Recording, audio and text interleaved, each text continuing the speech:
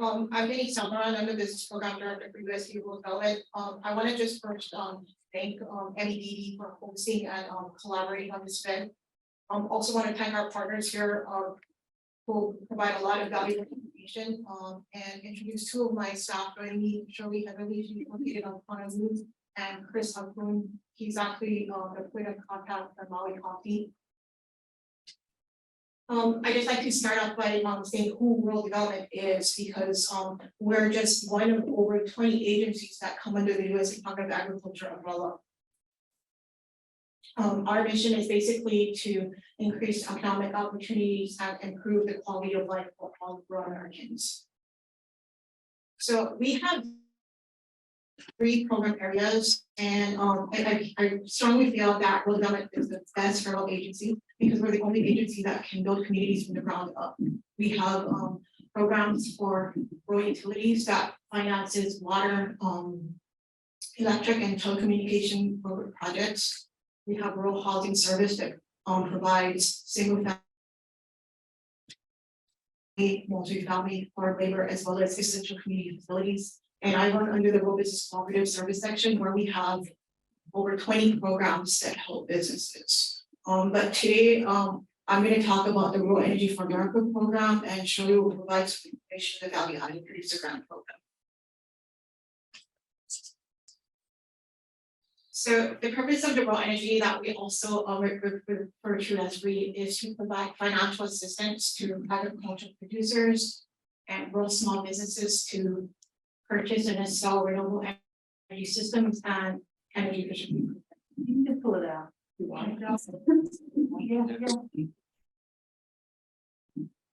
So there's a good thing that happened in 2022. The Biden-Harris administration passed Inflation Reduction Act, which for billions of dollars into the REAP program also came with some nice provisions because it increased maximum grant amounts that we'll kind of get into later. We are expecting a second notice to be published in the near future, which will talk about additional provisions. So eligible applicants under this program are agricultural producers. We define it as an individual entity that receives more than 50% of the income from ag production. They can be located in an urban or rural area. If you don't meet that definition, you can apply as a rural small business, whereby you would meet the USDA small business size standard, but you would need to be located in a rural area. All of Maui County is considered rural. So here's some eligibility things. You need to have ownership and control of the revenues and expenses, legal authority and responsibility. The one we highlighted here, it's a big one that if you don't have a unique entity identifier with the SAM, that's something that we encourage you to get right away. So how many funds we use? We can either finance renewable energy systems, which is a system that produces usable energy from a renewable energy source. This includes biomass, geothermal, hydropower, hydrogen, wind, solar, and ocean. But I can tell you that more than 90% of our portfolio has been in solar. We can also do energy efficiency improvements, and that's really quite broad, and I think it applies to any ag producer or rural business because it's any improvement to your facility, the system that reduces energy consumption. So these can include high energy heating, HVAC systems, cooling, and just replacing inefficient equipment to something more energy efficient. So here's a list of eligible and ineligible project costs. One thing I'd like to point out is that we call post-application expenses. So if you build it and then apply, your project is not eligible.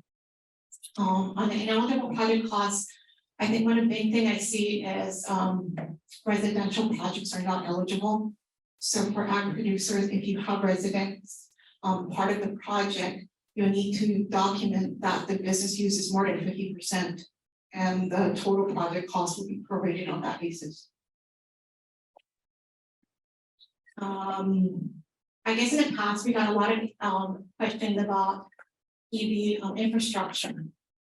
So it's only eligible if it's for the applicant's own use and not for public use or retail. So what funding is available? So our regular funding comes through Farm Bill funding, mandatory funding. That one, we have two pots of money, which is restricted grants of 20,000 and under, and unrestricted grants that are over 20,000. We don't have any allocation this year because I think everybody's going to want the higher grant amounts under the Inflation Reduction Act.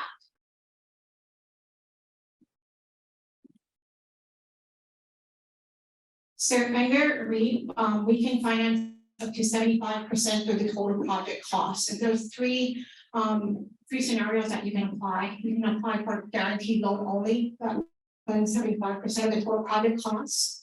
Grants up to 40% of the total eligible project costs. Or if you're looking at a combined guaranteed loan and grant, that would be limited to 75%. So here is the funding, the minimum and maximums.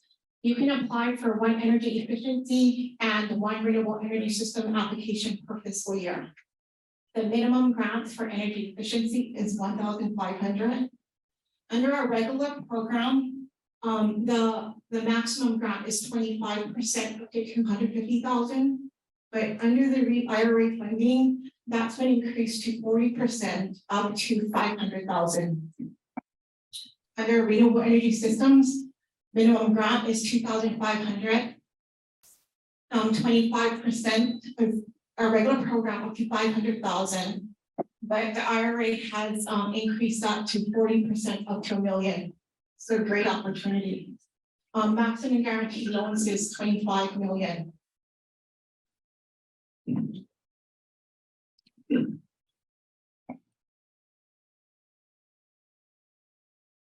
So here's a few funding examples that I talked. There's 3 ways you can apply to this program. The first scenario, this is $1 million project. Applicants applying for a REAP loan only. So they can apply up to 75% the total project costs. So the loan would be 750,000. Remaining 25% would have to come from either other unguaranteed loans or equity financing. Second column is a REAP grant only, same $1 million project. They can apply for that 40% grant, so that would be 400,000, and then 600 or 60% would come up from other funding. And then the last column, if the same applicant said, well, I like to do a REAP loan and grant combination, so they could still apply for that 40% grant. The loan would be limited to 35% because we don't fund more than 75%. So that's where the applicant would have to come up with 25% for the remainder of the project.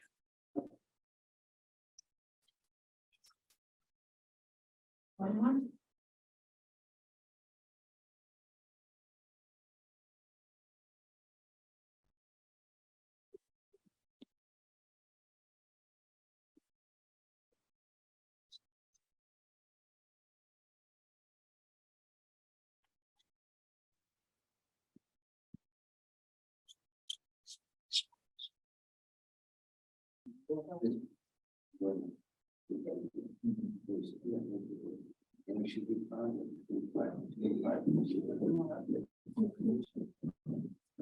So here's the application deadlines. Under the restricted grants, 20,000 and under, we have 2 application windows per year, which is October 31st and March 31st.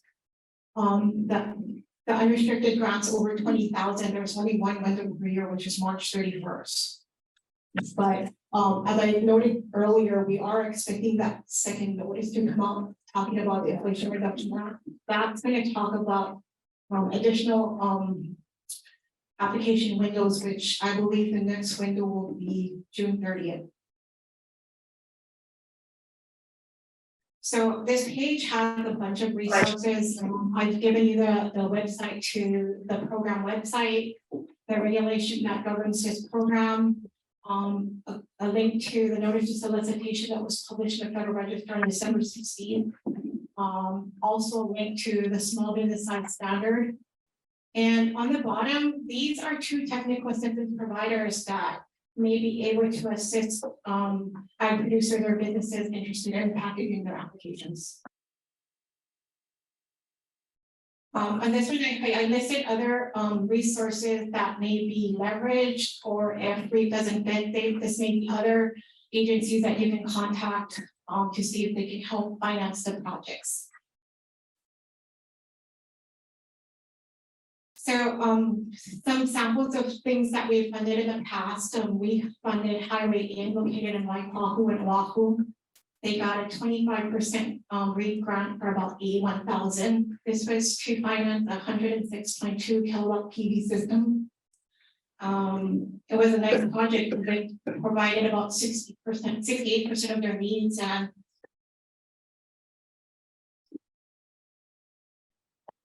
we also did renewable energy system and energy efficiency grant for Hawaii Producer Cooperative on the Big Island.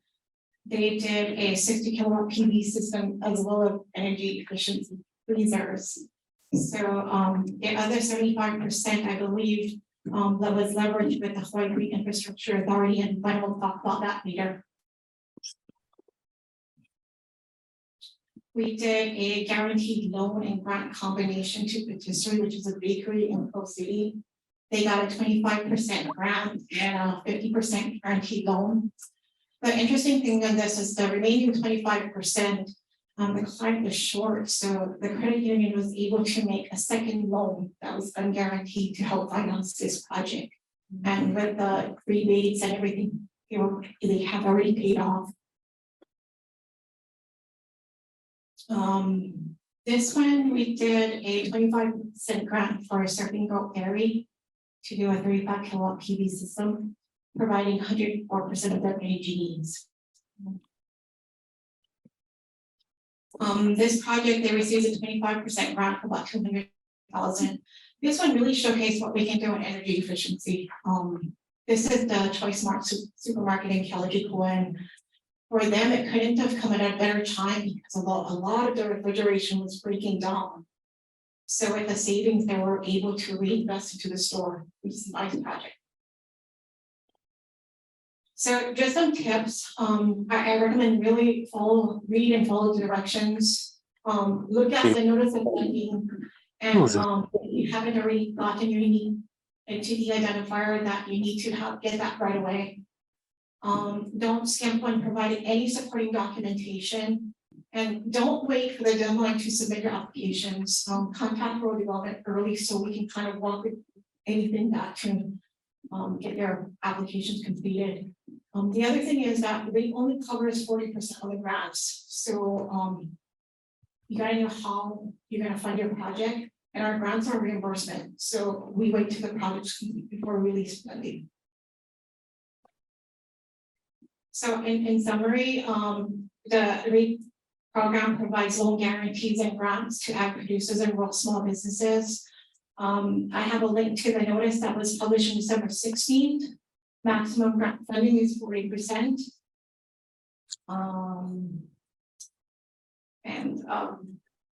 Further details can be accessed on the program website or by contacting any of the rural development staff. And Shirley's going to. Shirley will talk about the background.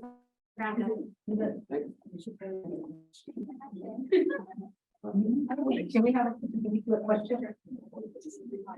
Denise, can he ask you a question? What about an hour? Yeah, I think, yeah. How does you work with the tax credit? Like, if you're getting a grant, a 40% grant to a solar project, how does it interact with the tax credit benefit that you will get?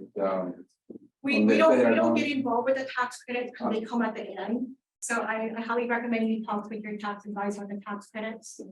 But it wouldn't be a conflict with your policy at all for us to do that credit. No. The tax credit comes at the end, right? Yeah, sometimes it's one or the other. But in your case, it doesn't matter. Our grant must impact the amount of tax credit you get, but the tax credit come after our financing. Yeah, I understand that. Thank you. Okay, all right. How competitive is the grant process for, kind of smaller projects, much smaller than some of the ones identified here? Good question. So like I said, we have two pots of money, the restricted 20,000 and under. Those are not as competitive as the grants over 20,000. I can tell you that while I can't guarantee you financing, in the last 3 years, the applicants that were 20,000 and under that were complete and eligible has been funded. The over 20,000 gets a little bit more competitive because maximum grants you can see is either 5 million or 1 million, depending on if it's regular fund money for IRA and a couple projects make the whole pie. And this year, our IRA funding, I don't know what the exact number to allocation, but we're anticipating 5 times our regular allocation. Great. And if you don't have like a grant writer or something on staff, how difficult is that actual application process? I think the REAP program is very cut and dry. It's a 3-tier that's based on the total project costs. So basically anything up to 80,000, there's one application, 80,000 to 200,000, that's a second tier, and anything over 200,000, that's a third tier. Each one will ask for more supporting documentation. On this slides, I listed 2 technical assistance providers, which is the Kohala Center and Oahu Conservation Association, Agricultural Association. I'm not sure what their capacity, but they do have really applications. And I can add to that, you can call MEDB, we'll help you with that. Oh, great. How does this apply to farms that are in development? As I started in the beginning before COVID hit and I haven't been able to get anywhere, I'm off grid. So I need some assistance to get power onto the properties that would complete my development. So we do both on grid and off grid financing. I mean, we can do both. So it's okay that my business isn't actually running yet. It's in development.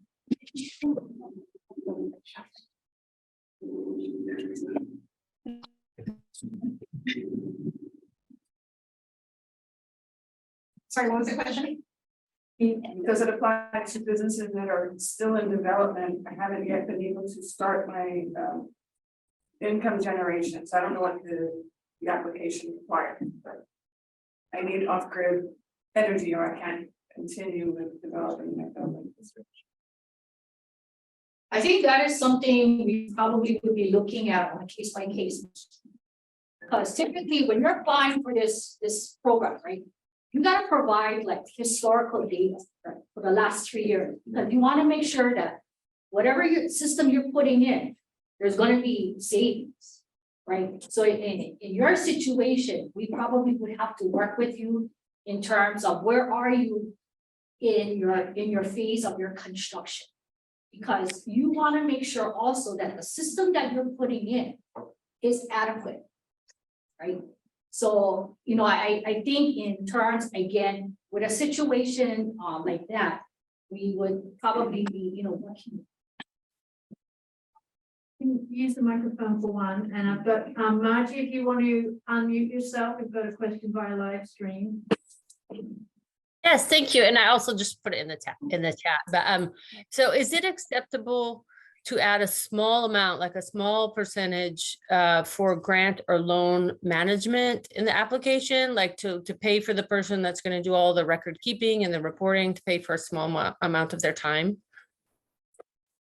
No, basically, we're looking at strictly on the system. So any type of grant preparation fees, that's all on the applicant. We're looking strictly at system. One of the other things I just wanted to mention was Denise had talked about the guaranteed loan. So when we talk guaranteed, that means the lender's going to be involved. Because it's a government guarantee that's given to the lender on a loan. So bottom line is, if you do need a loan, you would go to your lender, and then in most situations, lenders are not familiar with rural development as an agency.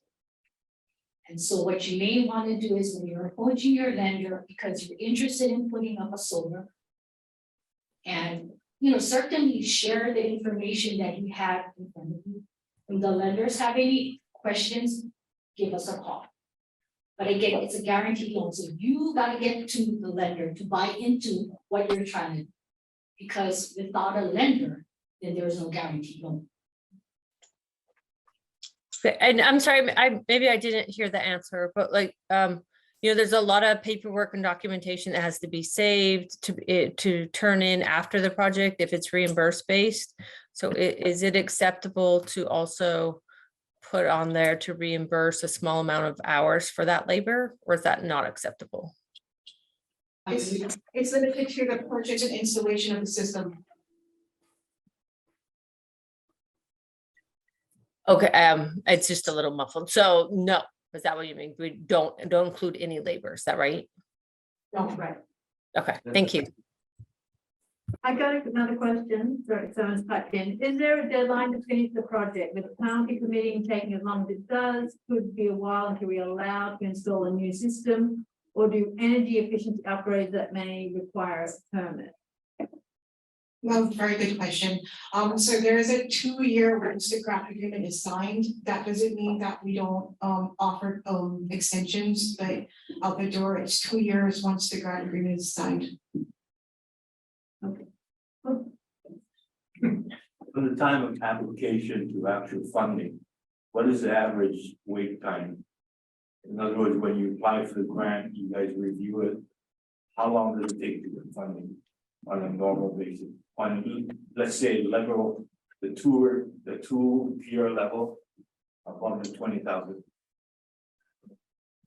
So that application deadline is March 31st. No, I'm just asking you, how long is the review period?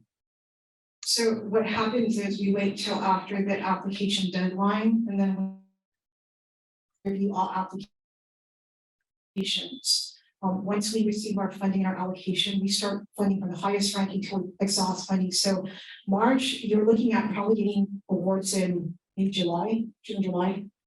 Really, 60 days, basically with 90 days. And Yes. wow. Thank you. So one of the things, again, with the guaranteed loan rate, so if you're looking at a guaranteed loan along with a grant, the applications have to come in simultaneously. So now it's just a matter of you as the applicant putting together your grant application. You will also be working with the lender. And then both applications hopefully will be coming in by March 21st. So here, I'm going to talk about the value-added producer grant. How many agriculture producers do we have? Oh, okay, a good number. Great. So value-added producer grant. It is part of the local agriculture market program, which of course came under, created under the 2018 Farm Bill. And of course, the authorization here is under section 210A.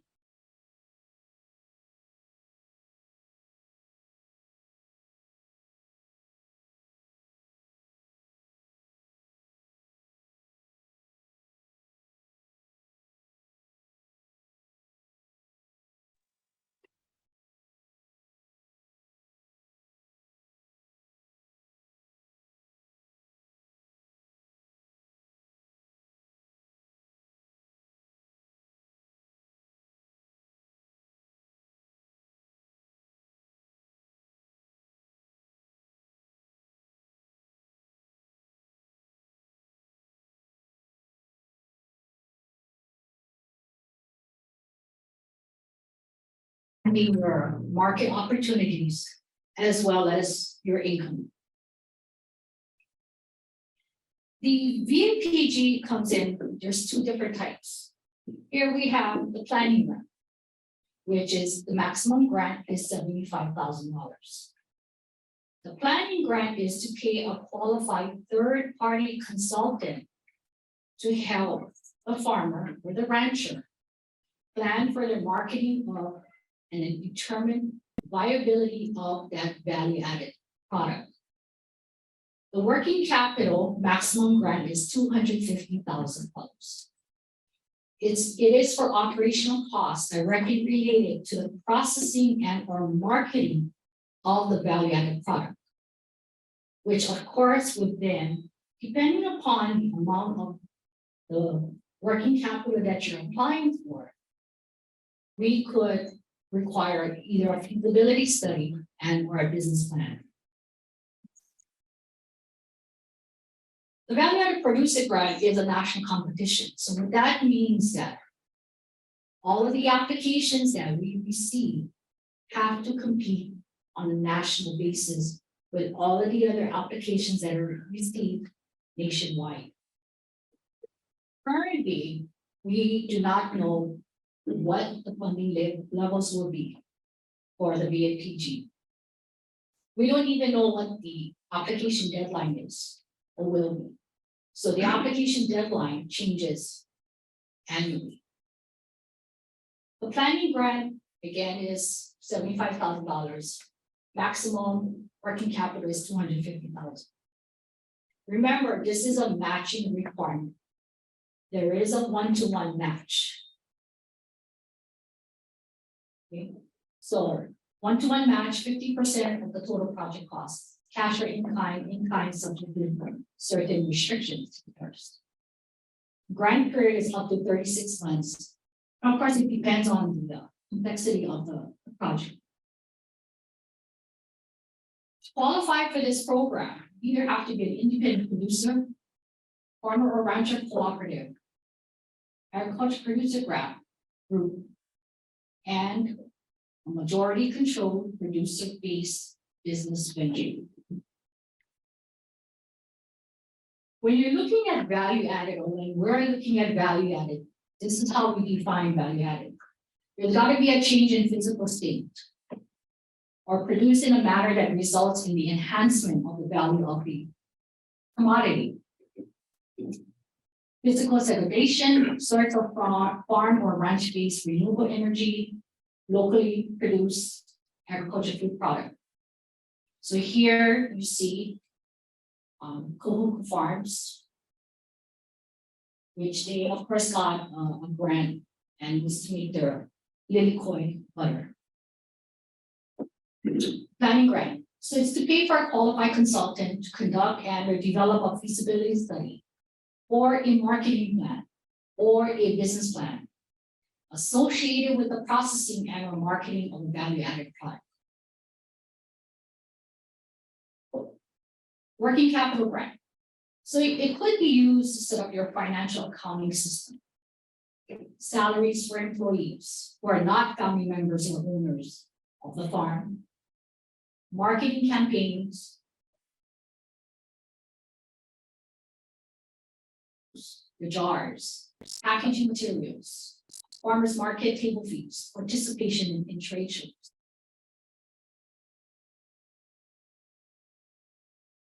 A big item here, and it seems to be sometimes of a problem, is equipment.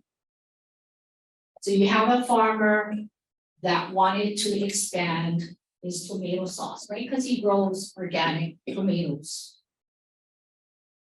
It's a promising product that he's making, but he needs a larger equipment to do the volume that he needs to convert his organic tomatoes to tomato sauce. The unfortunate part of it is that value-added producer grant does not allow equipment as an eligible cost. The cost of preparing the value-added application is also not eligible. R&D, that is not allowed under the program. Job training or a TA program, it's not a loan program. And intended as a continuous stream of capital. So here, all applicants must produce and own more than 50% of that raw commodity. Currently producing and own more than 50% of that raw commodity. And they have to own the product from its raw commodity state through the production of the value-added product during the project. So I had a lady several years ago who called me. She said she makes this wonderful guacamole that she sells at the farmer's market. So the question becomes, where do you get your avocados from? Well, I pick it from my neighbor. Well, she's not, for the purposes of our definition of a value added of an agriculture producer, she didn't meet that because she's not growing for avocados. So the other applicant eligibility criteria was, emerging market, citizenship, legal authority and responsibility. You cannot have no more than producer grant. Which means is, if a farmer applied today, right, for the tomato, ready to tomato sauce, gets awarded, that's fine. 2 years on the line, comes back and says, I'm gonna make something else with my organic tomato, can't do that. Unless if you say, I'm growing my cucumbers and I'm making pickled cucumbers, that's totally different. So thereby could apply for the value added. So Kawamata Farms here out of Kamuela received a $250,000 working capital grant to finance their marketing, post-harvest handling and distribution costs to expand locally grown tomatoes in Hawaii. So again, 1-to-1 match rate. So the total project cost was at least $500,000. And they applied to the agency for half of it, or $250,000, through the other $250,000 to make it whole. Hawaii Ulu Producers Cooperative, the breadfruit. So they received a $104,173 working capital for their accounting system, their marketing and processing and distribution costs to expand the market of their steamed, frozen, packaged breadfruit. Puna Chicks out in Puna, Hawaii. $20,000 working capital grant to expand, or excuse me, grant to purchase packaging materials, delivery expenses, marketing expenses, processing labor for chickens. The nursery received a $64,741 working capital grant to expand their market of value-added vanilla products. So again, you see what is highlighted, right? It is the UEI. So as a tip, if you know that you're going to be applying, whether it's for a REAP program or for this value added, and even other programs that administer, you want to get this UEI started because this is not going to be an overnight process. It could take weeks. And sometimes, and when you're reading the Federal Register, if it tells you that your UEI has to be there at the time you submit your application, you better have your UEI the time you submit your application. But there are some other programs where it tells you you should have your UEI by the time the loan and or grant is approved. Okay, so just kind of look out for this UEI and what the requirements are.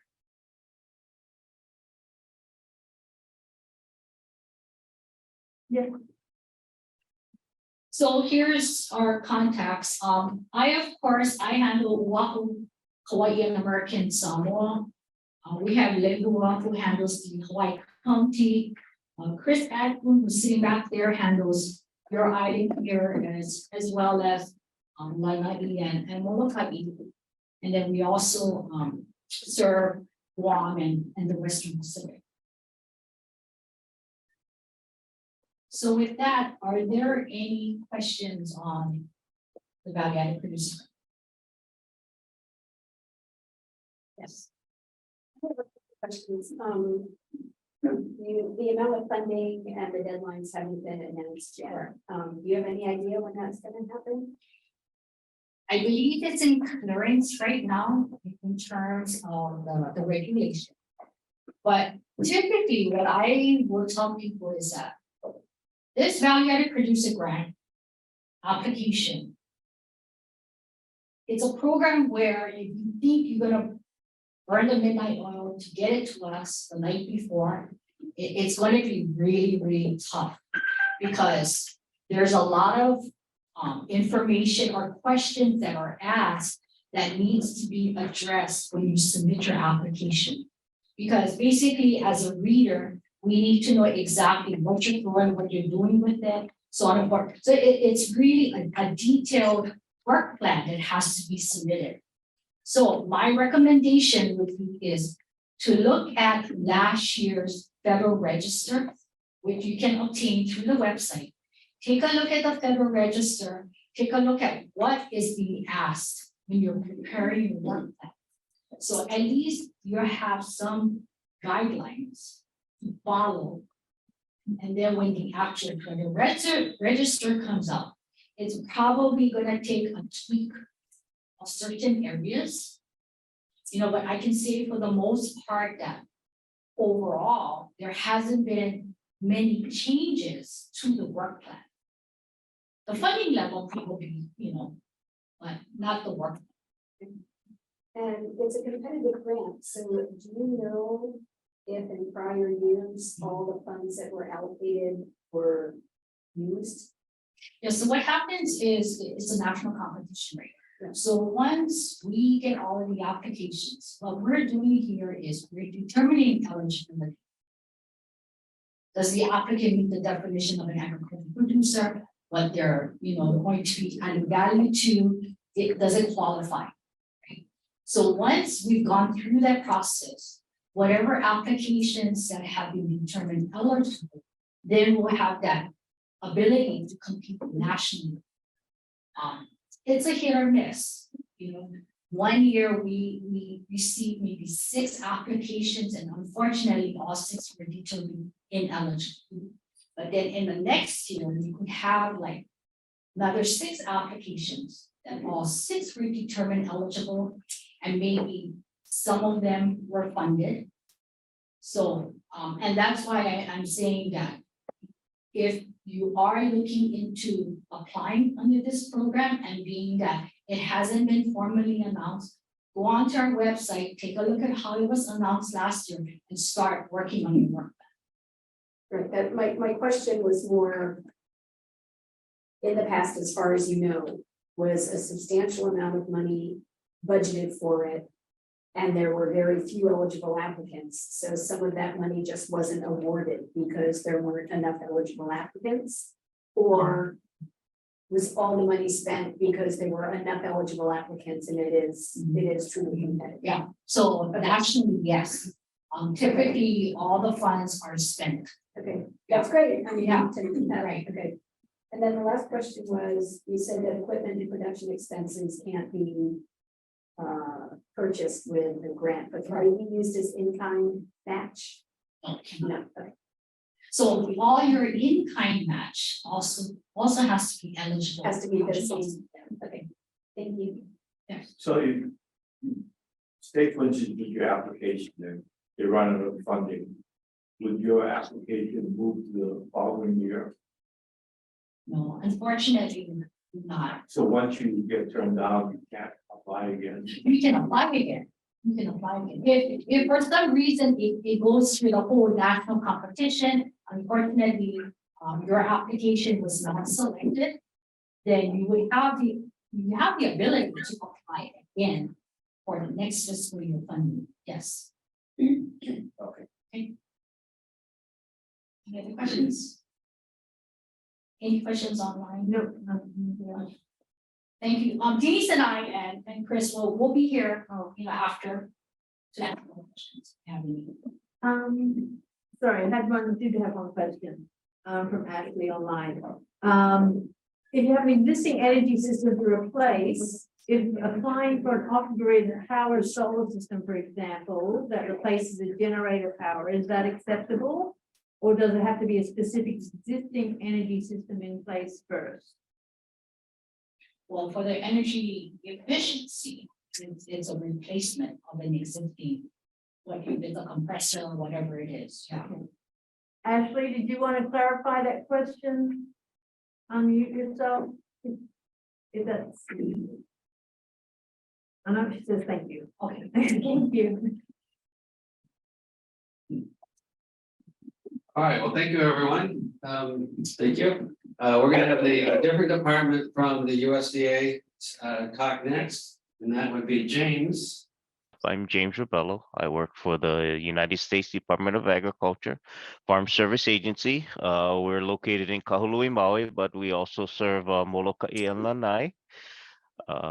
I've been with the agency since 1995. Also, that's going to present it with me today is going to be Darren Vanderplas. He's our farm loan manager. And as soon as my presentation comes up, I'll get started. Okay.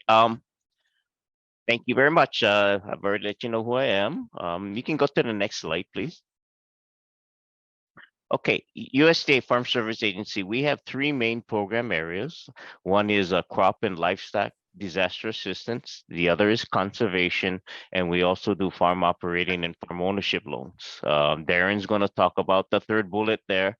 I'm going to talk mostly about the top bullet, crop and livestock disaster assistance. Okay. Next slide, please. Next slide. Bottom arrow. Yeah, that's okay. I took off all the animations so that we wouldn't have any problem. Okay. A lot of people ask about when they want to do business with USDA, how do you get started?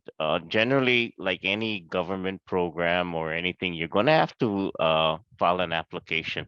It's a very simple process, but I would encourage everybody to start at the beginning. As soon as you're farming and you have a piece of land or any type of area where you can start farming, you should contact USDA and provide us with your basic farm records. That would mean filling out this form 80-20-47. It's just your basic information, name, address, tax ID number. Your tax ID number, if you're an individual, would be your social security number, or if you have an LLC or federal employee ID number. Provide your land documentation, either a deed or a lease, and a tax map key number so we know what the location is. And then we'll assign a farm and tract number to that piece of land. Next slide. After you build your basic farm records, this is what we do. We basically will identify where you're farming. If you have fields, as you can see, this farm over here has fields. If anybody's interested, this is the USDA old office in Ho'olehua. On the right, as you see it, that's Molokai Ag Park, and on the left, that's I believe that's Hawaiian Homesteads. And if you can't see it, but it's right below the airport. Anyway, so what we do, if you can see in the lower right-hand corner over there, we assign a farm number and a tract number. And that's basically how you get started with your basic records. Once we know who you are and where you're farming and a little bit about you, it's a lot easier for us to target and serve you. Okay, next slide. Okay, I'm going to move on to our disaster programs. We have three main disaster programs, one for crops, two for livestock. One is called the Non-Insured Crop Disaster Assistance Program. The other is the Livestock Forest Disaster Program. And the next one is the Livestock Indemnity Program. Next slide. Okay. Non-Insured Crop Disaster Assistance Program provides financial assistance to producers of non-insurable crops affected by natural disasters. Next slide.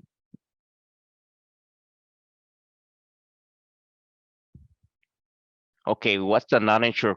Non-insured crop is exactly what it says. Generally, you have two types of disaster coverage. One is formal crop insurance. You would go to a crop insurance agent or a regular agent, a State Farm or any insurance agent, and you could purchase a policy. For crops, for non-insured crops, it'll be crops grown for food or fiber that can't be insured, and other crops determined by statute. So we also have floriculture in there, ornamental nursery in some situations, Christmas trees. These are crops that obviously aren't food or fiber, but we could also get a policy for these too. Okay, next slide. ineligible crops. These are crops that have crop insurance, okay? In Hawaii, there's only those 5 mentioned right there: macadamia nut, macadamia tree, nursery, banana, coffee, and papaya. If you're growing these crops, you're gonna have to contact a private insurer and insure those crops through their programs. Next slide. Okay, for our crop disaster program, the loss must be due to damaging weather, adverse natural occurrence, or a condition related to damaging weather. And conditions can be things like maybe we might have some type of disease outbreak because of damaging weather, things like that. Most of the time, it's just usually excessive moisture, drought. On the Big Island, it would be volcanic eruption, fog, things like that. Right. Next slide. There is a cost. We charge, there's a fee, an administrative fee of $325 per crop per county, not to exceed $825 per county. Next slide. Most of the time we waive these fees in Hawaii. So if you, like I said, there is a cost, but we generally don't charge these costs, or we won't if you are a beginning farmer or rancher who has not operated a farm or ranch for more than 10 years. If you're socially disadvantaged, that's an old term we use, but it's still the legal term. That's usually for underserved producers. So that would be women, Hispanics, Asian Americans, African Americans, any type of minority will waive the fee. If you are a veteran farmer or rancher, who meet both of the following, if you've served in the armed forces and met at least one of the following criteria: if you've operated a farm or ranch for not more than 10 years, and if you first obtained the status as a veteran during most of the recent 10-year period, we will waive the fees. And if you're limited, the last bullet, the last bullet, if you're a limited resource farmer, we're going to waive those fees too. Okay, next.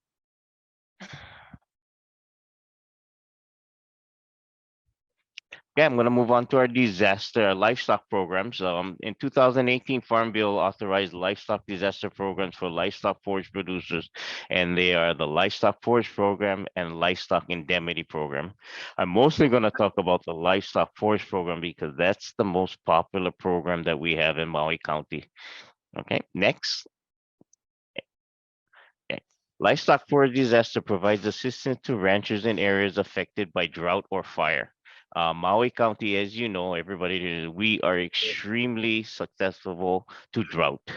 I've run this drought program or some type of drought program probably 25 out of the last 28 years in Maui County. It's you generally not right now. We've got a lot of rain recently, but if you remember last year, I mean, it was extremely dry. What this livestock forage disaster program does is we pay producers based on their inventory. We ask them for inventory, and eligible animals would be cattle, dairy cattle, beef and dairy cattle, goats, and in certain situations, we also have programs for horses too. Okay.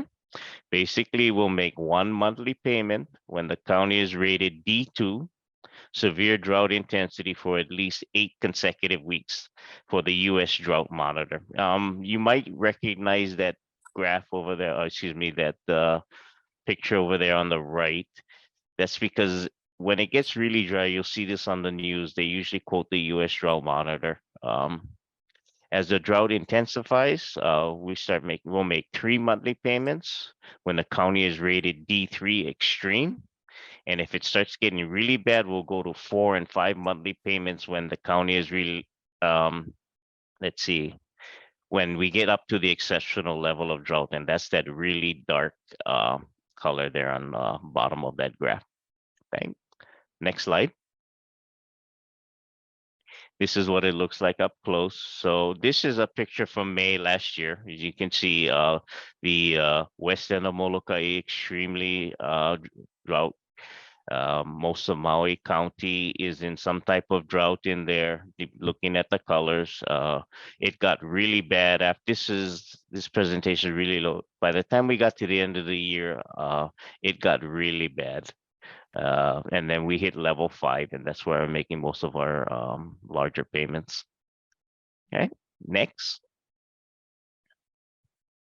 I wanted to put in something besides our disaster programs. A lot of people ask us about support for organic farming. We do have one program called the Organic Certification Cost Share Program. OCCSP provides cost share assistance to producers and handlers of agricultural products who are obtaining or renewing their certification under a national organic program.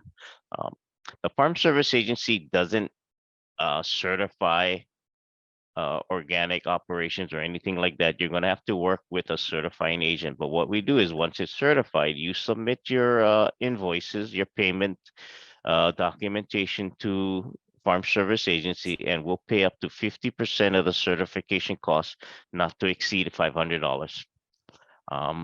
We also have a new program that came out after I made this presentation last year, and then we'll actually add another 200. I think we're going to add another $250 to that $500. So we do have programs that support organic certification. Next. Okay, who's eligible? You have to be certified. You have to obtain your certification. So who is eligible? Certified organic producers and handlers who have paid certification fees may apply for reimbursement. We'll pay 50% of the cost of the certification, not to exceed $500 per scope. And there's 4 different scopes because if you're an organic producer, you might have certification for crops, livestock, and maybe handling or things like that. We've got a couple of producers that they are certified to handle other people's crops and package them and things like that. So they have a separate certification, and so they can get a separate payment for that. It's pretty simple. It's one of our more basic programs. We need a copy of their organic certification. Certification invoice has to be stamped paid. And for last year, during our program year 2022, we're on a fiscal year for most of our programs, so it would have to have been paid between October 1, 2021 through September 30th, 2022. For this year, it would be October 1, 2022 through September 30th, 2023. Okay, and then the last day to apply this year would be October 31st, 2023. Okay, next slide, please. Just wanted to let people know we also, I am supervised by, I'm not a federal employee. They call us a county office employee, but we don't work for the county government. They call us non-federals. I am supervised by a board of elected farmers. Maui County, this is a little bit of an older picture. It was our committee from last year. We have actually a new member now, but basically what the county committee does, they supervise me.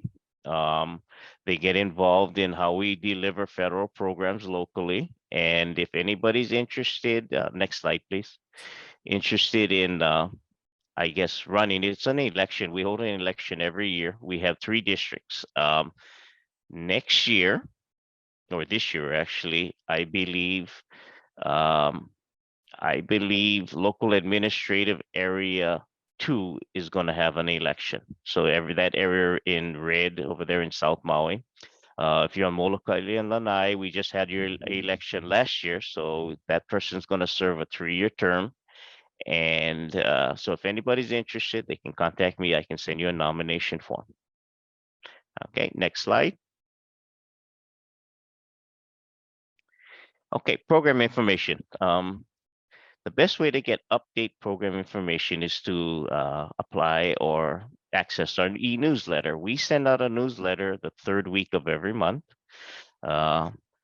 You can sign up yourself, and I'll show you how to do that on the next slide. But basically, or if you want to complete these forms, it's 80-20-47. If you remember earlier, that was the basic form to give us your name, address, and contact information, your email address, and then I can load your subscription for you, or you can do it yourself. Next slide.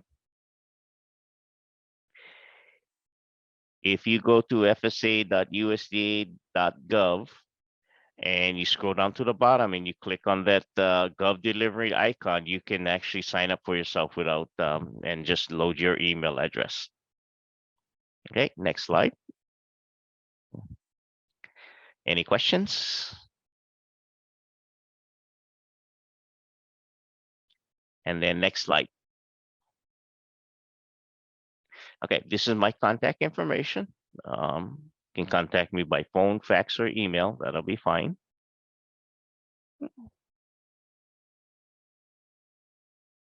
Okay, that's all I have. I hope we're on schedule here. Thanks, James. Appreciate it. Okay, thank you. Now we'll hand it over to Darren.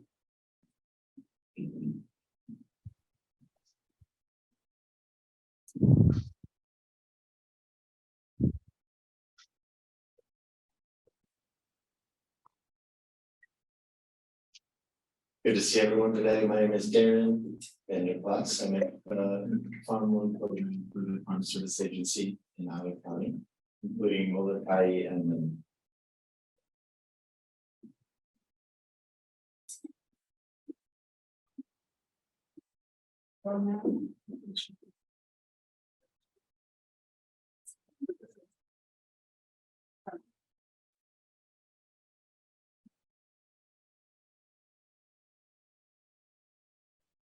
So the loan program at USDA, we have a variety of different options.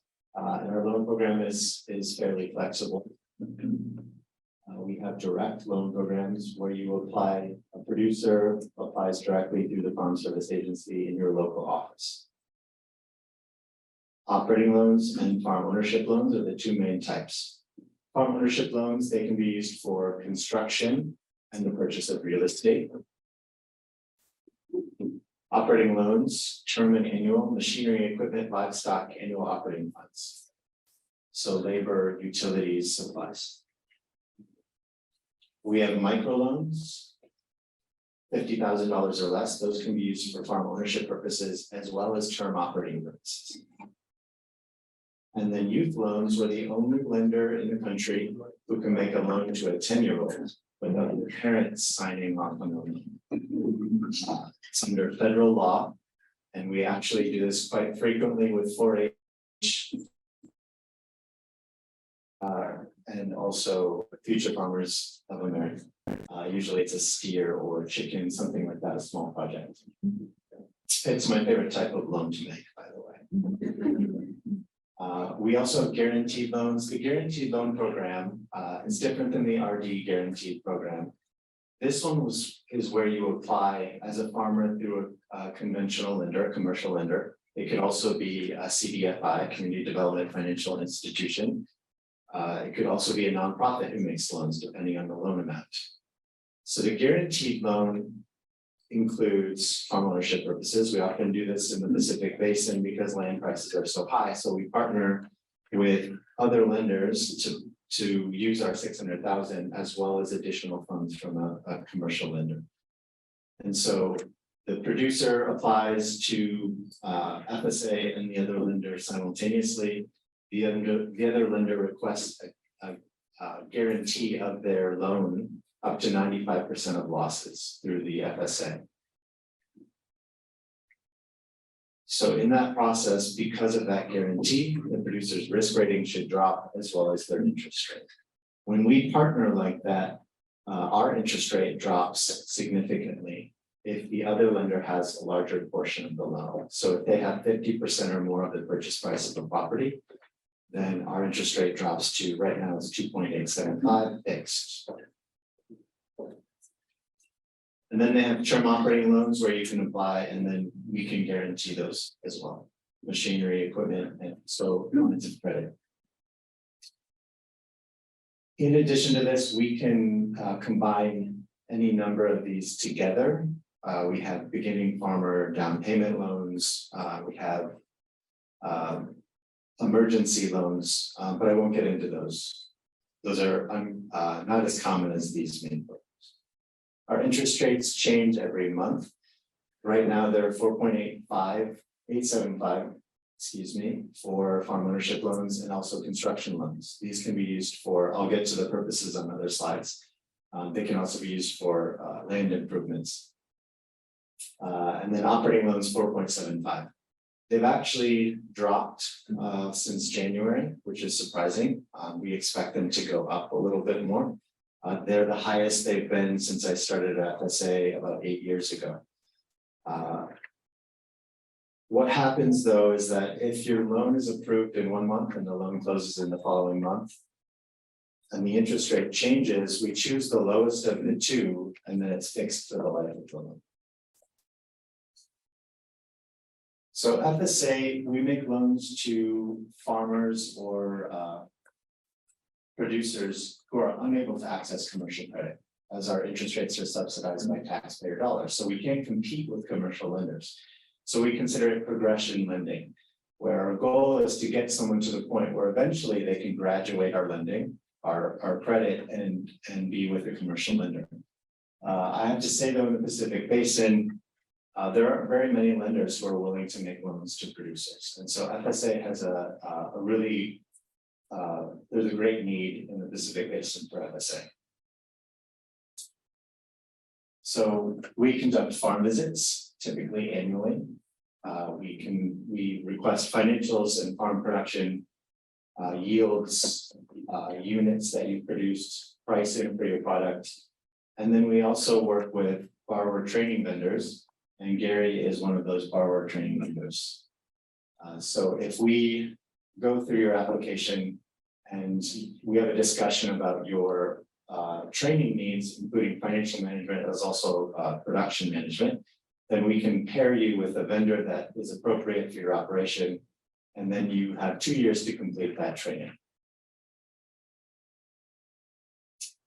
So for the eligibility, we have general eligibility for all of our loans, but we also have specific loan eligibility. I'm not going to go through those today, but if you go to this tool, the national office, USDA, has really worked hard in the last few years to streamline the application process and to streamline the understanding of eligibility for our loan program.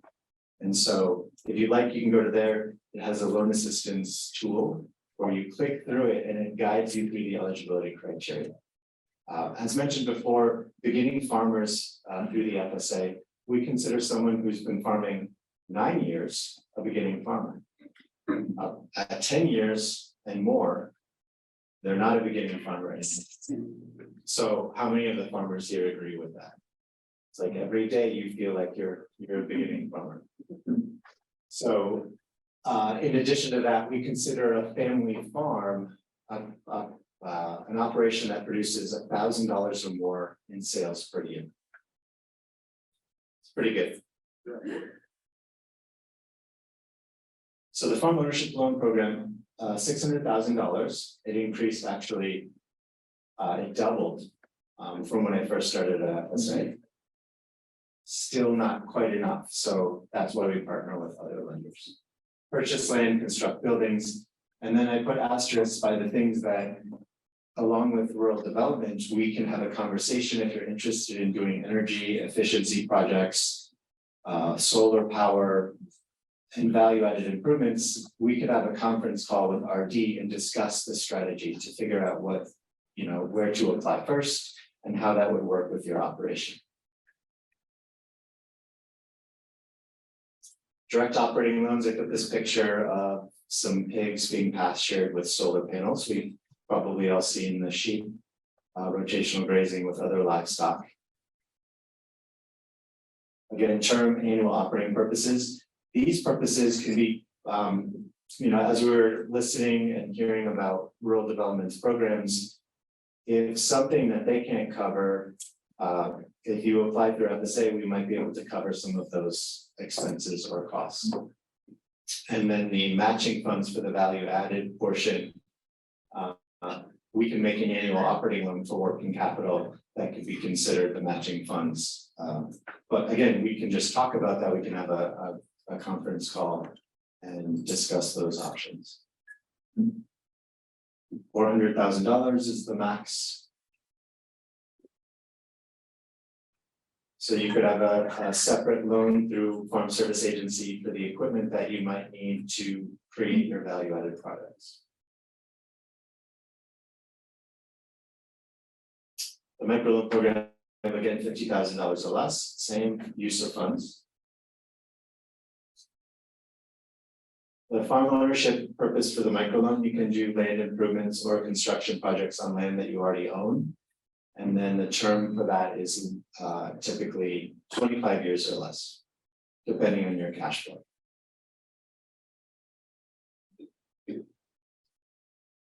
So I was talking about the streamlined application process. We actually received a new application for our microloans and our direct loans. It's been combined into one application form. About 6, I think over 6 forms were eliminated. And so it's more streamlined. And I have examples that you, if you'd like to look through it, you can take one with you today. We've been waiting for this application for a very long time. So it's really refreshing to have this easy to use application. So the application process, our regulatory goal is 60 days. We have to make a loan determination, but of course our state goal is less. It's 45 days or less. Typically it's around 30 days, depending on what you're applying for. If it's equipment, if it's livestock, annual operating purposes, it's typically easier for us to process it. Construction projects, there's an environmental review that has to be included, depending on how far you go into the soil. We go through these 3 steps to make our final determination. And then this is important to note. So we are unable to provide pre-approvals like a commercial lender can. Because we analyze the operation holistically based on the exact location of your operation and what you're doing with your what the future plans for your farm are. So what we commonly do though is if you have other lenders involved or if you have other organizations involved for grant funds, we can have, we can work together as a group to figure out what the best strategy is for your plan, for your operation.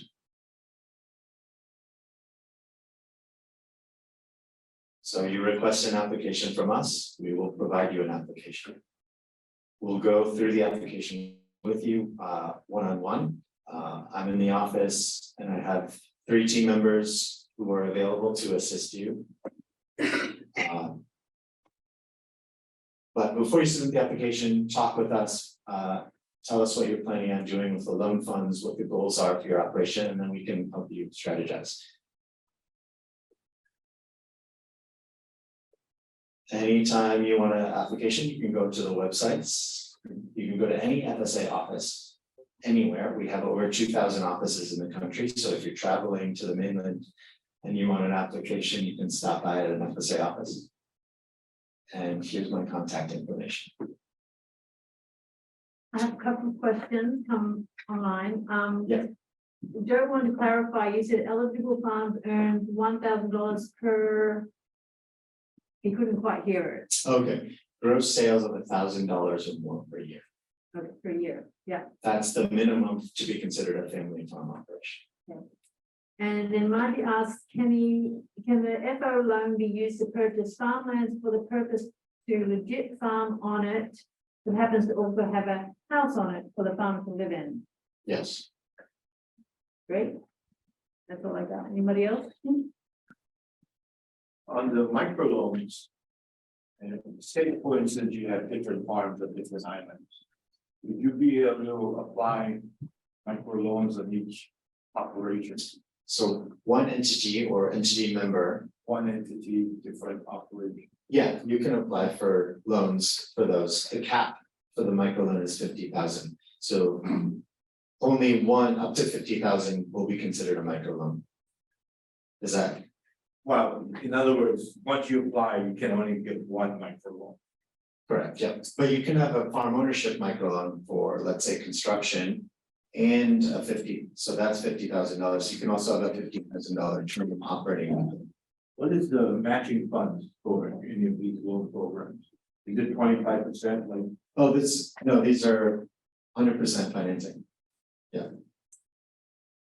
And our collateral that we typically aim for, well, it's 100% 1-to-1. So if you buy equipment, the collateral is that equipment. Or land ownership? Land ownership, yeah, exactly, 1-to-1. But can you do that on lease acquisition, long-term lease? Say for instance, the state at AEC. Yeah. So they offer 30-year lease. Yeah. Would you be able to use that lease as collateral? If they allow, if the landowner allows us to put a leasehold mortgage on that property, yes, it's possible. And there's a mortgageable value to that lease, yes. Is there any special interest rates for guaranteed loans? For the other lenders, interest rates, Odie, do you want to unmute yourself to ask your question?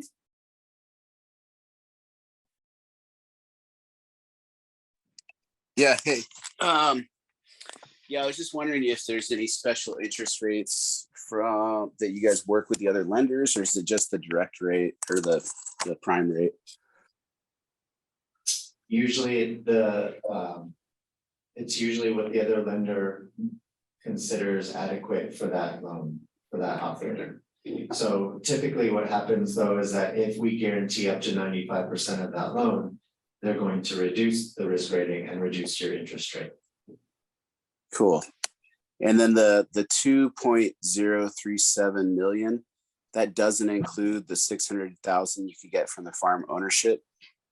It's all included together. So the maximum for all of FSA loans direct and the guaranteed amount that we can go through a commercial lender is 2.237 million. Got it. Okay, cool. Thank you. Yeah, you're welcome. Is it right? Good. So that's the 600,000 based off the national standard lease. They ever talk about increasing the amount? I know, because the cost of living here is way more. Like 600,000 gets you a quarter acre of just the land alone. Yeah. So like, they ever think about increasing? And I know we don't want that, but is ever talk about moving that number based upon our standard of living? You know, the need is there. It takes literally an act of Congress to do that. So I think it doubled, I want to say, yeah, with the last Farm Bill 2018, which is a really big deal. Yes. 300,000. Yeah, almost nothing. But that's, yeah, it's an important thing to push for, definitely. Odie's got another question. Can you unmute yourself, Odie? Hey, just wanted to follow up on the last gentleman's comment. You know, with the 600,000 and then the additional guaranteed, it seems like, you know, that amount could get you a farm with a structure. But what if have you ever had the situation where you know, like instead of getting a second mortgage on the farm, if you already have a lender, maybe I'll contact you more directly about this one. This is kind of a big question. I can answer that. Well, Yeah. Yeah. So if someone's already purchased, say, raw land, I purchased raw land with you guys using the farm direct loan. But now in order to build something on the land, we need to get another loan to build like a small cottage or something. But we're trying to figure out how to do that without having to refinance our loan by taking a second mortgage out on the property as a whole. Does that make sense? Yes, we can make loans for construction on property that you own that also has another mortgage. We can take a second position, but yeah, we can talk about your specific example more one-on-one. Okay, cool. I'll contact you. Thank you. Yeah, you're welcome. More questions? Thanks, Darren. Okay, well, thank you all very much for this part. We'll take a quick break here. Before that, I'll do a little bit of advertisement. If any of you want to work on getting the UEI from the USDA, from the SAM.gov, that's the, can you turn it on? Yeah, the UEI. The UEI is the unique entity identifier from SAM.gov. And then the second number that you need to get from them, it's an arduous process, but MEDB conducts cohorts after seminars like this. So if you contact us after this and say you want to join that, we'll work you through getting your UEI or your case number. Okay, and what we'll do now is do a quick break. Okay, aloha, everybody. Thank you so much for coming. My name is Walter Anamono. I am the Maui County Manager for the Hawaii Energy Efficiency Program. I'm going to go through this program pretty quick. I'll take questions via email or after if you'd like to meet one-on-one. I know we're running a little tight on time, so I'm going to go through and talk about what it is Hawaii Energy does. So who are we? We are the Energy Efficiency and Conservation Program for the 3 service territories of Hawaiian Electric Industries. So we cover Oahu, Hawaii Island, and Maui County. I am the Maui County Manager for the commercial programs within Maui County. Our program is funded by all electric ratepayers. So if you pay an electric bill, either at your home or in your business, a small portion of those funds are deducted on your bill. That's sent to the Public Utilities Commission, and we operate under their direct authority and scope to implement these programs across these 3 service territories. Our current budget is around 30 to 32 million per year, and of majority, 55% of that is for commercial rate-paying entities. The other 45% is for our residential programs. No less than 70% of those monies has to go out in the form of rebate or direct assistance to all ratepayers who participate in this program. And since it did come up earlier in the discussion, if you are off grid and not receiving electricity from Hawaiian Electric Industries, either in Maui, Oahu, or the Big Island, you're technically unable to participate in this program because you are also not paying into the program itself if you are off grid. So I wanted to put that out right there. We've been in existence now since 2009, so 14 years we've been doing this program. Predecessor was what was referred to as the demand side management program that the utilities ran from 1994 to 2009. So there's a kind of a long history of either through the utility or third party, such as Hawaii Energy, promoting energy efficiency, conservation, and all of that. So, slide or 2, or I missed one. Okay, so we definitely have some really big goals ahead of us. 100% clean energy by 2045, and it's going to take everybody and our grandkids and our kids and their kids to help us get there. And ideally doing it in the most smartest way possible. And it is not an easy goal.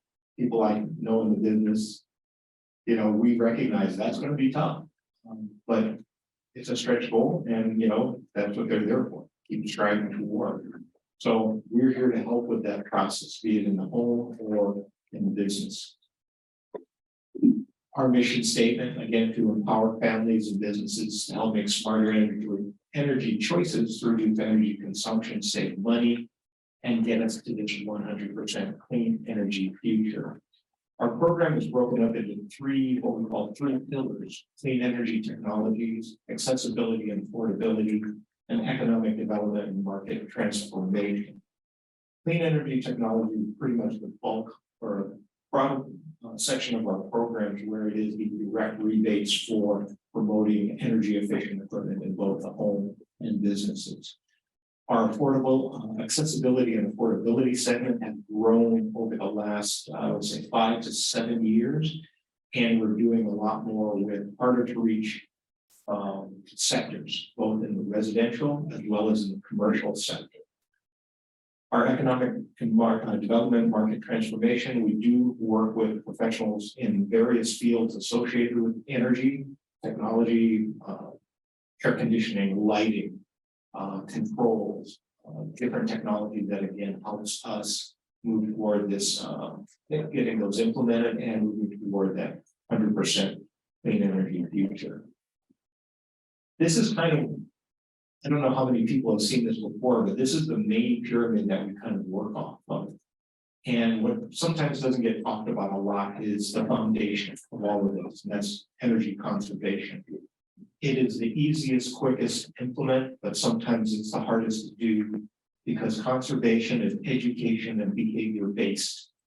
You have to know what's not operating right and then do the behavior to fix that. I'm always reminded of somebody who always used to tell me when they were kids, Tutu would say, oh, off the light. Off the light, we don't own my electric, off the light. Easy, again, simple, quick, a lot of times no money involved, but it is the foundation of which to build upon. Energy efficiency tied with conservation means that you are putting in the most efficient equipment and operating it in a way that again reduces as much energy consumption as possible while still doing the job that it's supposed to do, be it lighting or air conditioning or refrigeration or what have you. Last is renewable energy. And one of the lines that I like to use, reduce before you produce, because by the time you get to the renewable energy stage, anything you add is going to have a greater impact, or you won't need to buy as much or purchase as much renewable energy because you've reduced as much as you could before that. And reduce those costs with that too. So some of the areas on our commercial side, our business solutions that we talk about, that's the bulk of our energy rebate programs that we have in place right now. We do work with new construction and major renovation projects, I was talking with someone about affordable housing projects that have incorporated a lot of energy efficiency measures within the program. I'm going to talk a little bit more about this Energy Advantage and our Empower grant because both of those are focused towards small businesses, nonprofits, hard to reach sectors, restaurants also on that. So one big area that we do provide rebates for, air conditioning. Necessary in many parts of not only Maui, but across the state, sampling of the types of air conditioning equipment that we provide rebates for. The other area that we've moved into in the last couple of years, which might have more applicability for ag producers, is commercial refrigeration. These are pictures of actual high efficiency evaporators installed in Maui County within the last 6 months.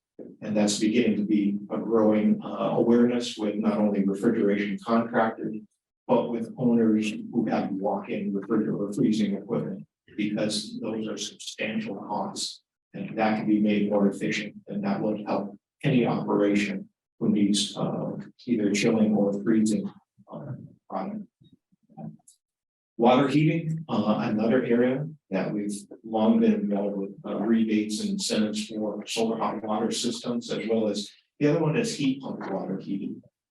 Not many people are familiar with that. That's a very efficient form of heating water. If it can work within a given facility's operation on that. LED lighting, this has been pretty much go-to energy reduction strategy for the last decade. In fact, we've probably plateaued. Most facilities have LED lighting in one form or another. There's even a bill in the legislature right now to ban fluorescent lighting, which would pretty much make LED lighting the de facto choice. And so if that happens, some of our rebate programs for LED lighting may go away, depending on what passes in the legislation, how that impacts our program. But again, if you do not have LED lighting, that is one area where you can get relatively quick gains and efficiencies, and we can help with that. Commercial kitchen equipment. This is another area we've branched out into over the last 3 to 5 years. Energy Star commercial kitchen equipment like reach-in units, could be glass door merchandisers. The unit in the middle, I'm sure anybody who does cooking would love to have a Rational 6-foot and combi oven. Unfortunately, they do cost a pretty penny, but again, we can help with rebates with that. And the other program that I'll talk about can really help again offset the cost of something like that. But every combi oven I've seen go in, the chefs are like tickled pink because what they are able to do in terms of food production, the ease of that is amazing on that. So So our Energy Advantage program, this has been a program we've been doing for a long time. We actually piloted the program on Molokai in 2011, 2012, where we worked with licensed contractors to go in and retrofit lighting at small businesses. We started there, we tweaked the program, then we rolled it out across all 3 service territories over the year. Just in Maui County, we've probably done upwards of, I would say, 800 to 1,000 businesses since 2012. And right now, again, many folks have already taken advantage of that, but if you do have a small business and Schedule G is the rate schedule, facility less than 5,000 square feet, restaurant of any size, you could possibly qualify for assistance, greater assistance than what our rebates provide, but a way to help upgrade your lighting to more energy efficient LED lighting. We do work with licensed electrical contractors who would come out, they would do a lighting audit of the facility, they would submit that to us, and based on the energy savings that they calculate, we would pay a portion of that project cost, and that can range depending on how old and how bad your existing lighting is and what the potential energy savings are. But it normally ranges anywhere from, we would pick up anywhere from 40% of project costs up to 100% of the project costs. So definitely something that could help improve your lighting and reduce your energy use at the same time there. A couple of small businesses that have taken advantage with this program.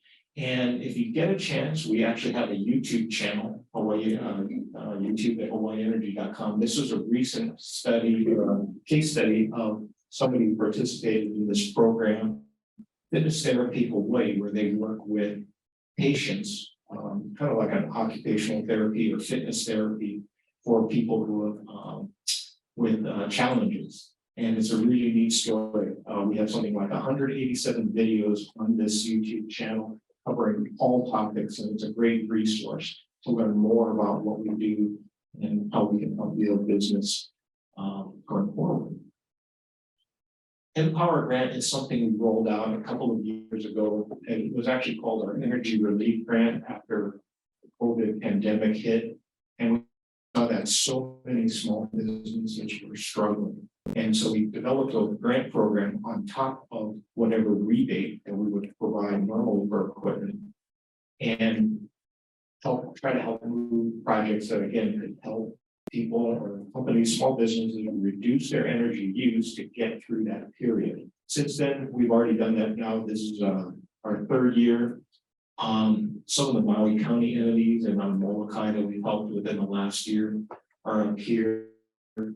And this grant, we normally roll this out in August, and we award in September or October, and then we have up until June 30th of the following year for the project to be completed. And if for whatever reason material availability or other issues push that date, we can work with them on that.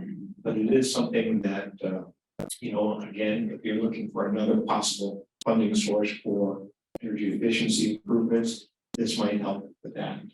One thing I would want to leave you with is if you go to our homepage and scroll down on the bottom, there is a sign up that we do email or e-newsletters with specific topics. So you can basically sign up for certain topics that you want to be notified. We do not blow up anybody's inbox. You might get them once or twice a month if at that.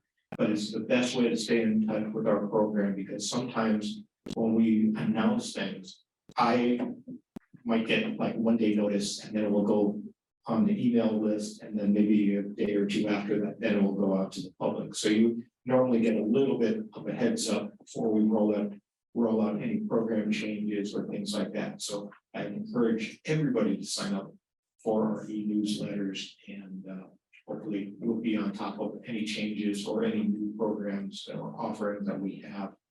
In the same time, if anybody has questions, please email me and or meet with me after this meeting on my email here. That way I can give more time to Ms. Gwen Yamamoto, and I'll leave it at that. So thank you so much.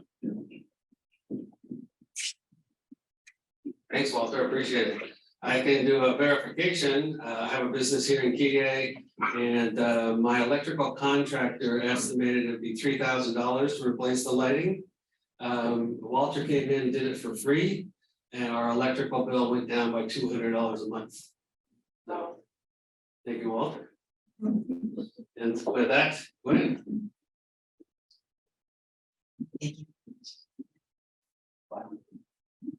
Good afternoon. I'm so glad that Gary let you get food, because I was thinking to myself, oh my God, I was done. I'm so happy because I waited. So I just wanted to ask a question. So I know most of you are ag producers or ag related businesses. Is there any other general type businesses in here, or just all ag?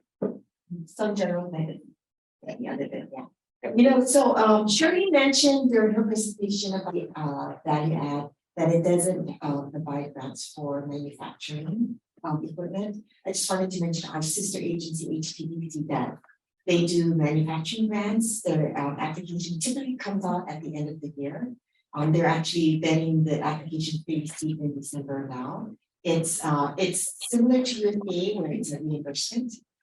It's 20% with a maximum of 100,000. So if you purchase a $500,000 manufacturing equipment, you could get up to 20% of that in a grant.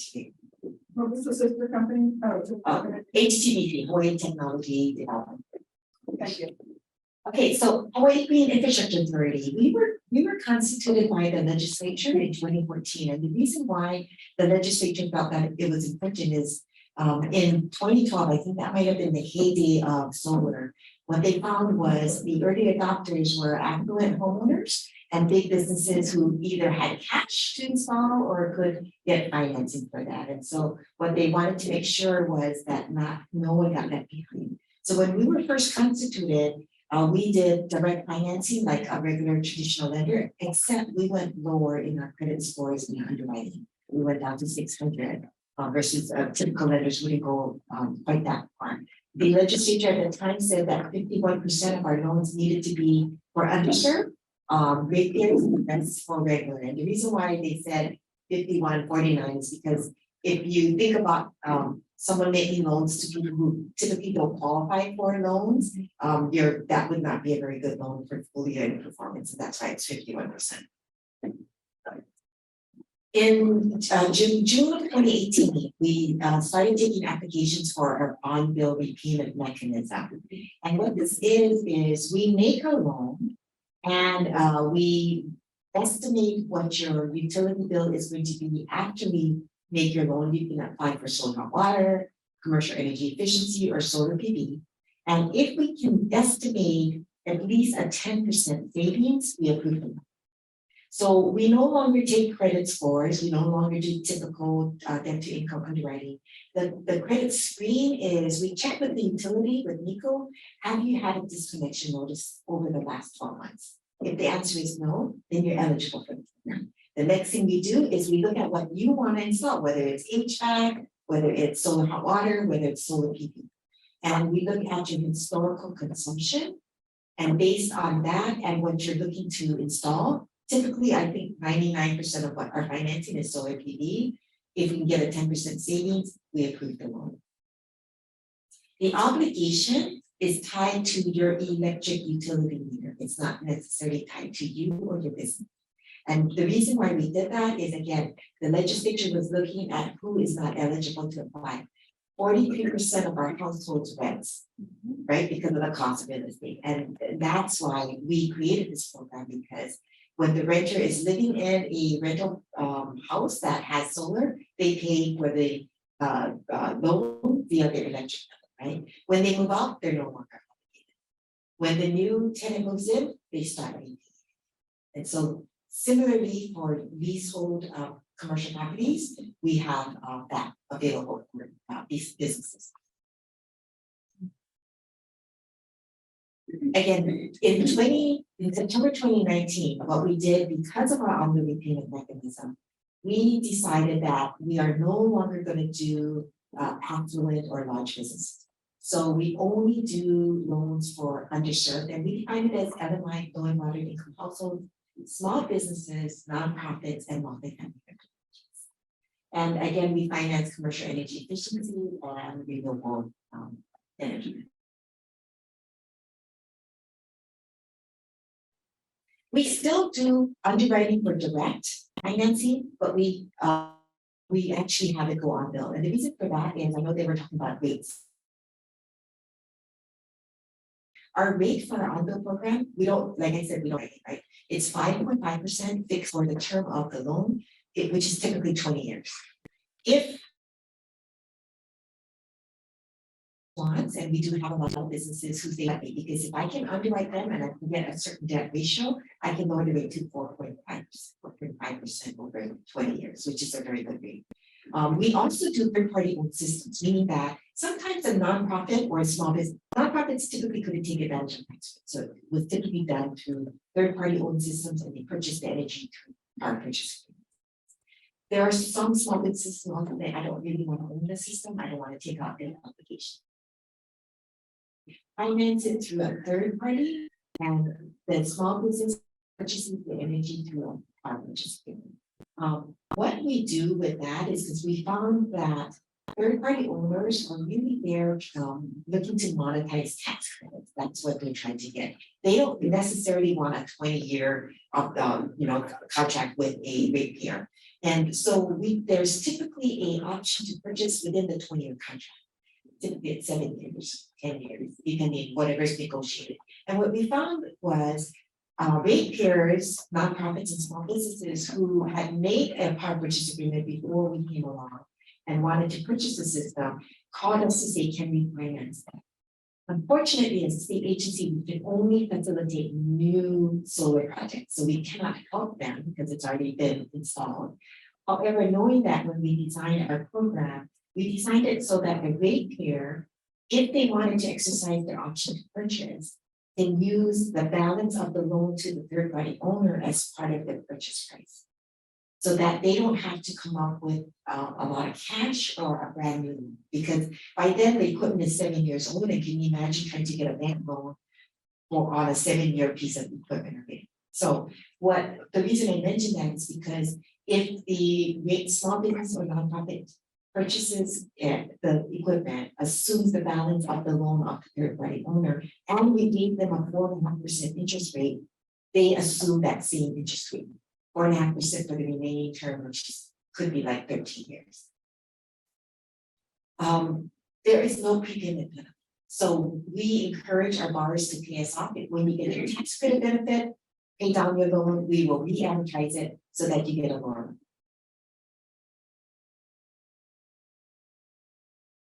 Because there are tax credits, and I know there was a question on tax credits earlier. So we don't give tax advice just like the USDA, but my understanding is there is, so let's say we finance a solar hot water system and Walter gives them a rebate. They are still eligible for tax credits, but they have to subtract the amount of the rebate to the existing. Right, so let's say there is a solar PV system, 100,000, and they got a $20,000 rebate from USDA or grant. My understanding is the basis for the tax credit is now 80,000. And I mentioned tax credits because it's really important. So federal tax credits were 30%, came down to 26%, came down to 22%. But in the Inflation Reduction Act that was passed by Congress in August of last year, they brought it back up to 30%. Okay, so federal tax credit is 30%. Our state has 35% state tax credits.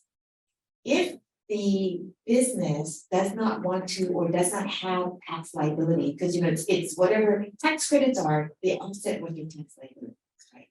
So if you don't have that much tax liability on the state, you could have the option, the state gives you an option to get a refundable tax credit. So but instead of a 35% tax credit, they'll give you a check for 24.5% of your system, the basis of the system, right? So if you take the 35% state and 30% federal, that's 65%.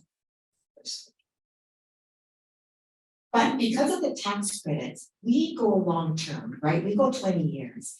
We partner with banks to monetize the tax credits. They typically will do a short-term loan. When the business gets their tax credit benefits, they pay off the bank loan, and then they start paying our loan. to make it more bankable for the bank and to enhance your loan so that you get a better rate. We tell the banks that as long as their loan is in place, we're only collecting interest. So makes it very cash flow friendly for the borrower, and the banks like it because it's a credit. Once the bank loan is paid off, typically the bank loan is about 3 years, then ours, we amortize it over the remaining 17. Just a couple of case studies I just wanted to show. We work very well with both Hawaii Energy and with USDA. So Denise mentioned Waiulu. When we did their again, we need at least 10% saving. They're getting an estimated 25% savings on the return. Highway In is another one we did with USDA. They're getting a 21% savings on the utility bill. This is a third-party owned system. So this was a nonprofit. Because the investor is getting the benefit of the tax credits, the energy that they charge you is less, it's discounted, right? So for this particular nonprofit, they're actually saving $2,000 a month after we install the system, and over the 20 years, $1.2 million in energy that they wouldn't pay to. This is on OWA, they wouldn't pay. In addition to energy financing, in 2021, our statute was changed so that we could provide financing on other products for the state. You know, financing is not typically a technical skill that is in state agencies, and that's why we wanted to help our sister agencies. So in 2020, okay, remember the 2008, 2009 mortgage, right? And that at that time, Congress thought that was like, I think they called it the Great Recession. Like it could not get worse than that, right? So in following that, the Congress came out with a program called the State Small Business Credit Initiative, SSBC. And with that, they provided funds to every state to help give access to capital for small business. Hawaii at that time got 13.3 million. And the then director of Medb decided that he wanted to use that to kickstart venture capital. So that entire 13.3 million was put towards the venture capital industry, and that out of that came organizations like Blue Startup and all of that to kickstart the venture capital. Now comes the pandemic, worse than the 2008, 2009. So Congress said, you know what, we need to help small businesses again. And so they reappropriated funds. This time Hawaii, instead of 13 million, we did 6 for that. HTDC, who is administering that program, decided that they could not use all 60 million for venture capital because the businesses who needed credit also needed help. So they decided to engage with us to administer the credit. The first credit program we're working on is the high cap collateral support. So it's a credit enhancement, and again, credit enhancements like the SBA guaranteed loan, like the USDA guaranteed loan, are there to help lenders make the loan that maybe they wouldn't be able to make with. In this case, we're helping companies that maybe are a little bit short on equity or collateral. Our only participating lender right now is Central Pacific. So if you're interested in this as a small business, go and apply it. See, but they've used our collateral support program to finance startups. They used it to finance a business that wanted to open a second location. They used it to finance a business who's looking at purchasing their fee simple interest in the land. And typically lenders will require a 20 to 25% when you purchase that. Instead of requiring 20 to 25%, they ask the borrower to put in 10% because they want skin in the game, right? And they're getting 20% for me to support that.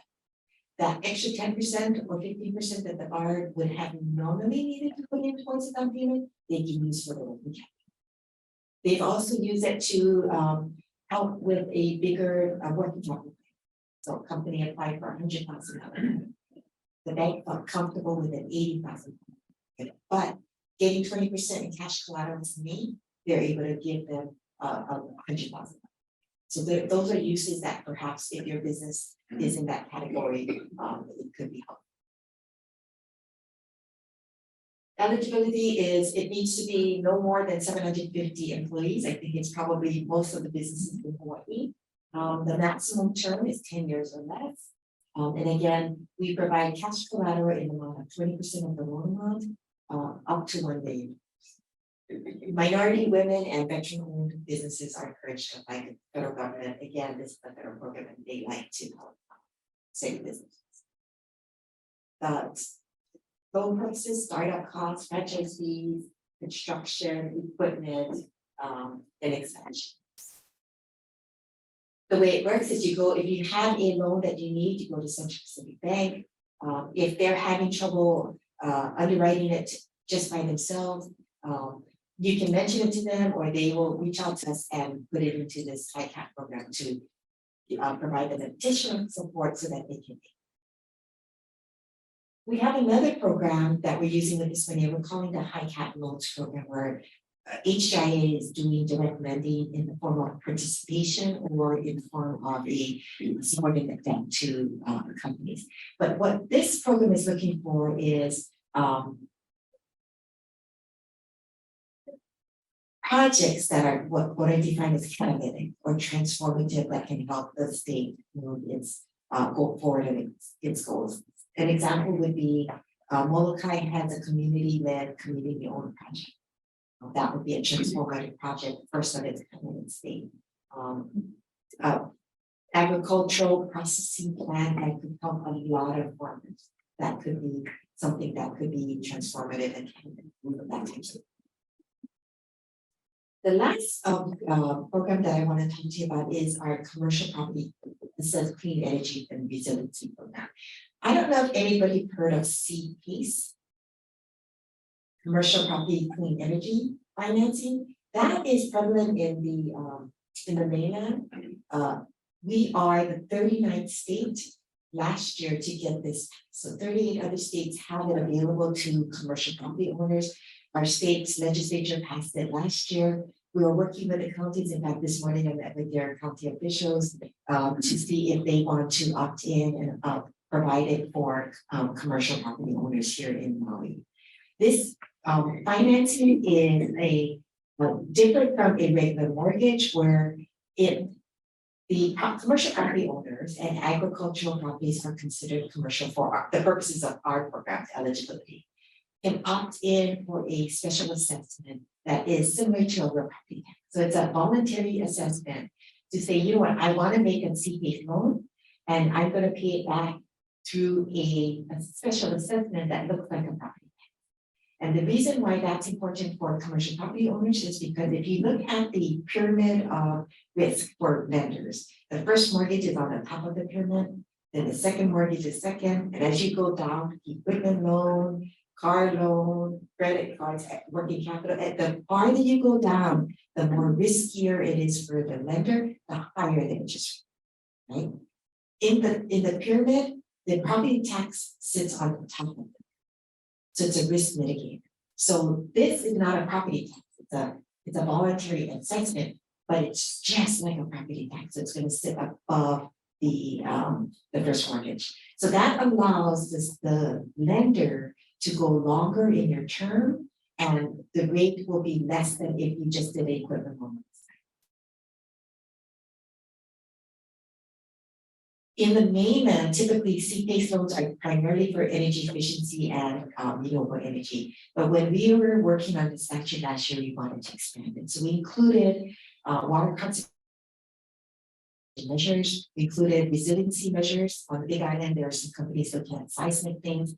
Fire suppression systems are important. I'm not sure if you remember on Oahu, Marco Polo, the condo that didn't have water sprinklers because that wasn't cold back then, had a fire and the company fell in that. So I've gotten calls from other condos saying, hey, can we finance water sprinklers through this measure? Also microgrids for sure, and PV. As I mentioned, it's long term. It goes out the life of the system. What mentioned, so on my GEMS, my HGIA energy on-bill financing, that one, because I get paid through the utility bill, it needs to be grid tied. On CPACE, it needs to be attached to the commercial property. It does not necessarily need to be grid tied. And the potential impacts for the state, we're a state agency, economic impacts are, jobs. If 25% of the 15% of the commercial properties in Hawaii use CPACE for financing, it would create jobs and also, there's environmental things for that. And that's all I have. Thanks.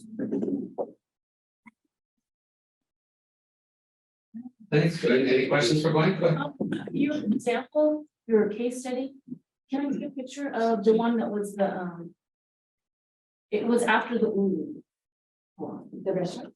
Yeah, the one, yeah.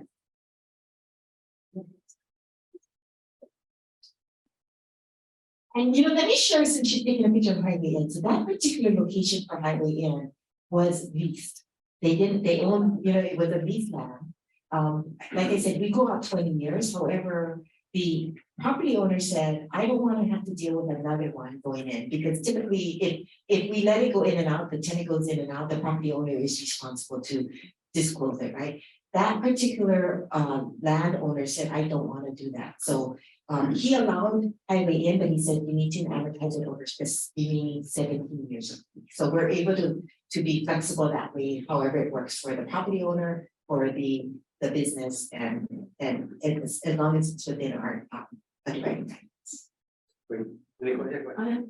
I have another question. Okay, so if I have leased land, it doesn't have electrical power, and I want to put a farm on.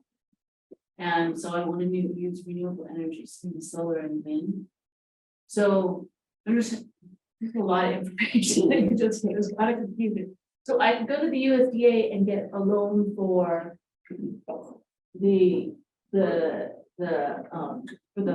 building that will hold, like, let's say the wind turbine, right? With the solar panels, and then go to you for a loan for the solar panels and the wind turbine.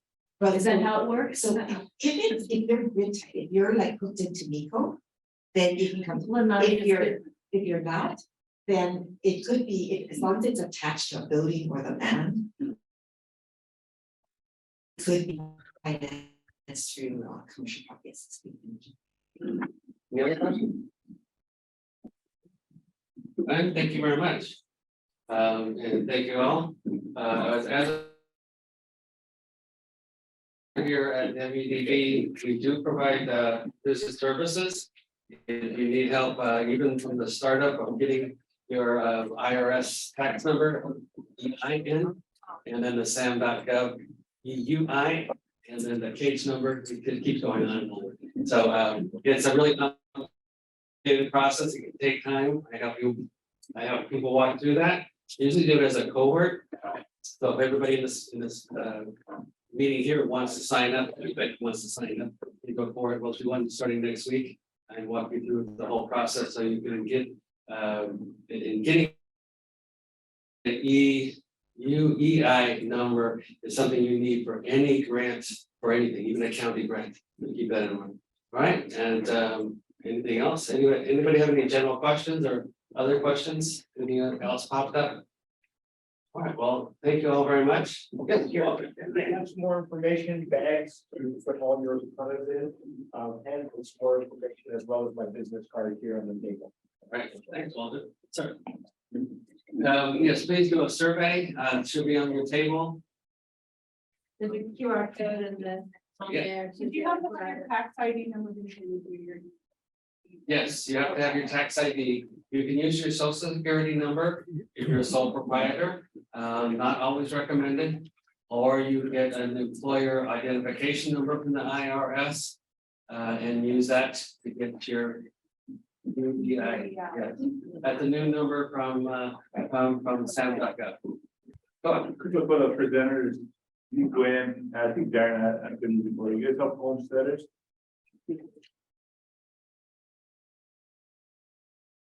All right, thanks. For those that are on the web, the question was, do they help homesteaders? And Gwen says she does.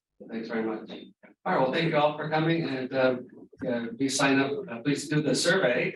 And then second, I'll find out for any services you may want to business services with MEB. Well, very much. Take care.